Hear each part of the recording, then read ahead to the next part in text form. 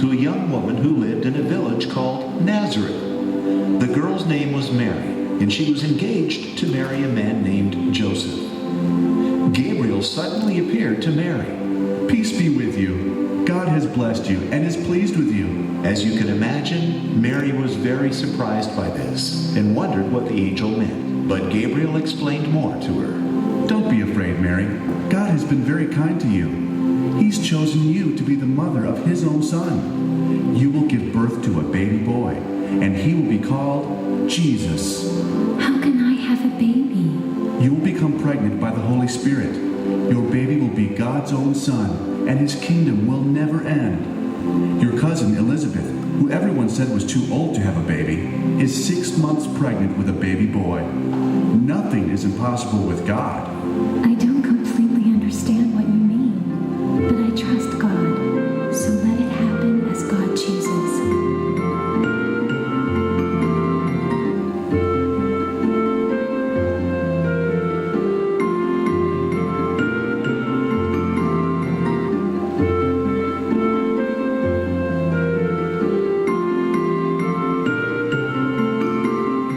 The baby Elizabeth was to have was also special.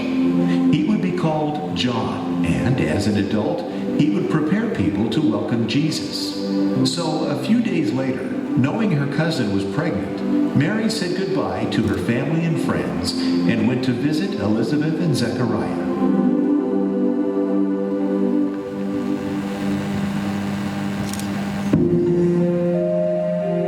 Elizabeth was very happy to see Mary. She knew that Mary had been chosen by God to be the mother of his son. When Elizabeth saw Mary arriving, she knew that something very special had happened to Mary. She told Mary, God has blessed you above all women, and your child is blessed. I am so honored that the mother of my God is visiting me. When I heard you coming, the baby inside me jumped for joy. You are blessed because you believed that the Lord would do what he said. Mary was also very excited, and she sang a special song of joy to God.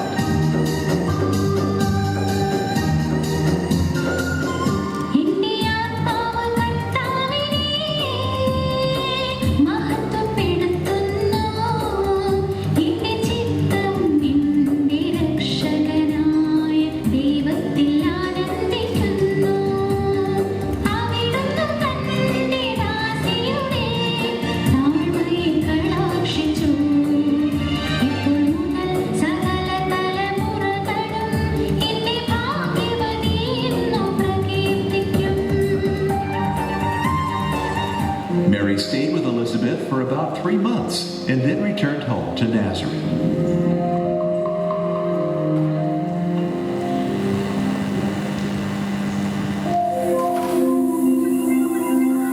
When Joseph found out that Mary was expecting a baby before their marriage had taken place, he was very worried.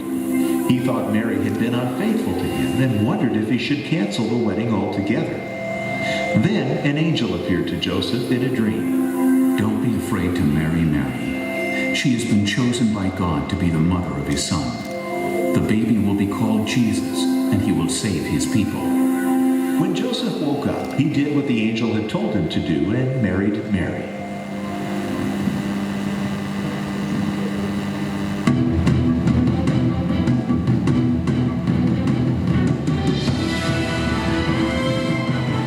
At this time, the land where Mary and Joseph lived was part of the Roman Empire. The Roman Emperor Augustus wanted to have a list of all the people in the empire to make sure they paid their taxes. He ordered everyone to return to the town where their families originally came from and enter their names in a register or census there.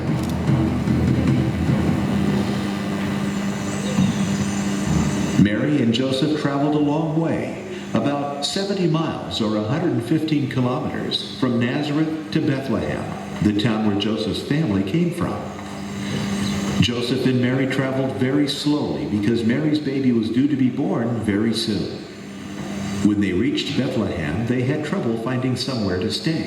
So many people had come to register their names in the census that every house was full and every bed was taken in all of the spare rooms. The only shelter that they could find was with the animals, in a cage, stable, or in the bottom floor of a house. where the family animals were kept. So, in this unclean and probably smelly place, Mary gave birth to Jesus, the Son of God. Out in the hills and fields outside Bethlehem, some shepherds were looking after their sheep through the long night. Wow, it's cold out here. Put another log on the fire, Amos. But as the new day began, an angel suddenly appeared, and the glory of God shone around the angel. The shepherds were very, very frightened. But the angel said, Don't be afraid. I have good news for you and everyone. Today, down in Bethlehem, the Savior sent by God has been born. You will find him as a baby wrapped in cloth and lying in a manger. Then many more angels appeared, lighting up the sky. All the angels sang, praising God.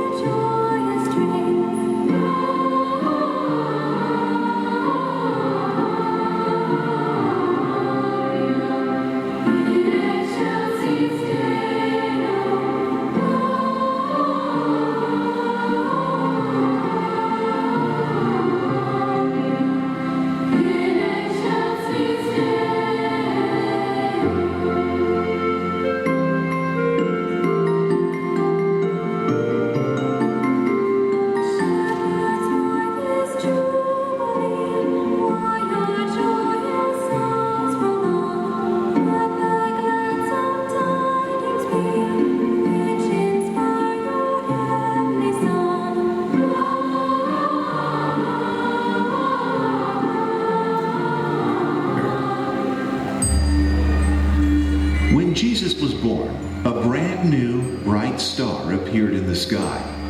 Some wise men in a faraway country saw the star.